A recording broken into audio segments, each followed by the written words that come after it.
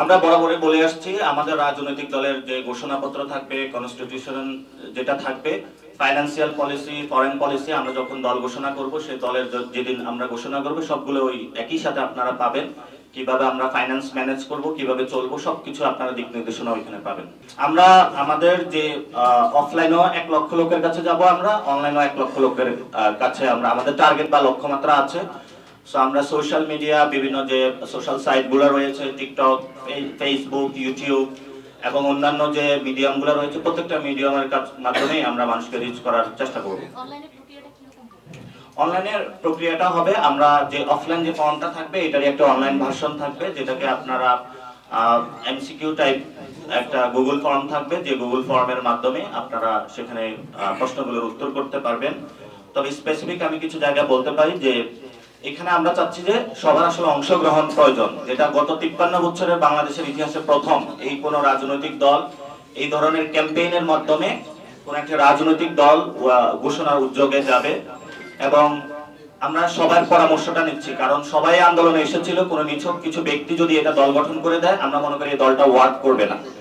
এবং আমরা যে দলটা গঠন করার প্রক্রিয়া চেষ্টা চালাচ্ছি সেখানে এটা বিগ টেন্ট বা আমব্রেলা অর্গানাইজেশন বা পার্টি আমরা করতে চাচ্ছি।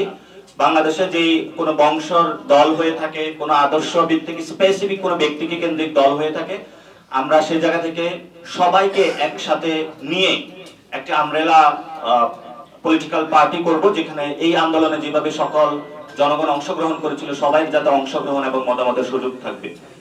এবং আমরা প্রান্তিক জনগণকে টার্গেট করেছি যাতে প্রান্তিক জনগণের কাছে যেতে পারি। আমরা মনে করি যে গণতান্ত্রিক প্রক্রিয়ার মধ্যে শুধু ভোট দেওয়া এবং নেওয়া, এটার মধ্যে গণতন্ত্র প্রক্রিয়া সীমাবদ্ধ আমরা রাখতে চাই না।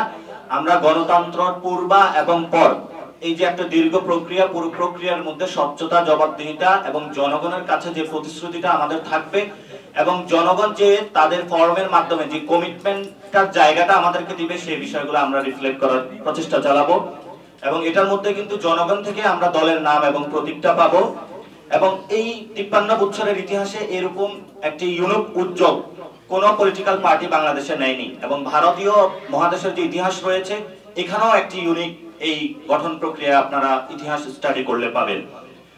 এবং আমরা এখানে রিকশা চালক, শহীদ ফ্যামিলি যারা গণ অভ্যুত্থানে অনেক বেশি অংশগ্রহণ করেছিল, প্রত্যেকটা সেকশন আমাদের ধর্মীয় উপাসনালয় থেকে শুরু করে প্রত্যেকটা সেকশন আমরা ইনশাআল্লাহ কভার করব, যে কভারের মধ্য দিয়ে আমরা প্রত্যেকটার মতামত নিব এবং প্রত্যেকের মতামতগুলা আমাদের সেই ভবিষ্যৎ যে রূপরেখা আছে, কনস্টিটিউশন রয়েছে, আমাদের যে ইশতেহার রয়েছে, দলের যে কর্মসূচি থাকবে, প্রত্যেকটা ক্ষেত্রে এই মানুষের মতামতগুলো রিফ্লেকশন থাকবে। হ্যাঁ, ফেব্রুয়ারিতেই ছাত্রদের নেতৃত্বে যে দলটি হবে, বৈষম্য বিরোধী ছাত্র আন্দোলন এবং জাতীয় নাগরিক কমিটির উদ্যোগে, এই দলটি হলো আপনার এই মাসের মধ্যেই আসবে। এবং আমরা বরাবরই বলে থাকি যে বৈষম্য বিরোধী এবং জাতীয় নাগরিক কমিটির যে অংশটা রয়েছে এবং বিশাল অংশ এখনো যারা রাজনীতি সচেতন হয়েছে, যারা এখনো ক্লাসরুমে আছে, বিভিন্ন জায়গায় আছে, তাদেরকেও কিভাবে অংশগ্রহণ করা যায় এটাও ক্যাম্পেইনের একটা উদ্দেশ্য। সো আপনারা যারা সাংবাদিকবৃন্দ রয়েছেন, আপনারা জাতির বিবেক এবং একটি দর্পণ এবং মিডিয়া, আপনার জাতির সাথে কথা বলার আপনার একটা মিডিয়া, আমাদের যে ক্যাম্পেইনটি রয়েছে আপনার চোখে নতুন বাংলাদেশ, এই ক্যাম্পেইনটি একটু প্রচার করবেন, আপনাদের একটু রিকোয়েস্ট থাকবে এবং আপনারা পিআরটা আমাদেরকে দিবেন, কারণ এটা আমরা সবাই মিলে যেহেতু গণ অভ্যুত্থানে অংশগ্রহণ করেছিলাম, যাতে সর্বোচ্চ লেভেলে আমরা জনগণের মতামতটা নিয়ে আসতে পারি।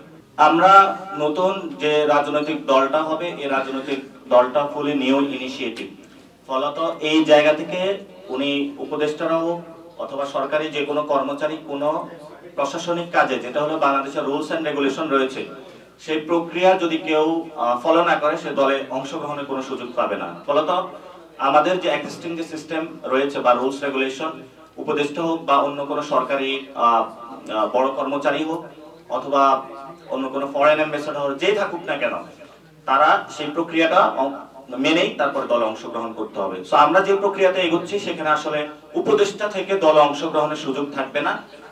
যদি দলে অংশগ্রহণ করতে হয় অবশ্যই উপদেষ্টার পদটা তাকে ছাড়তে হবে।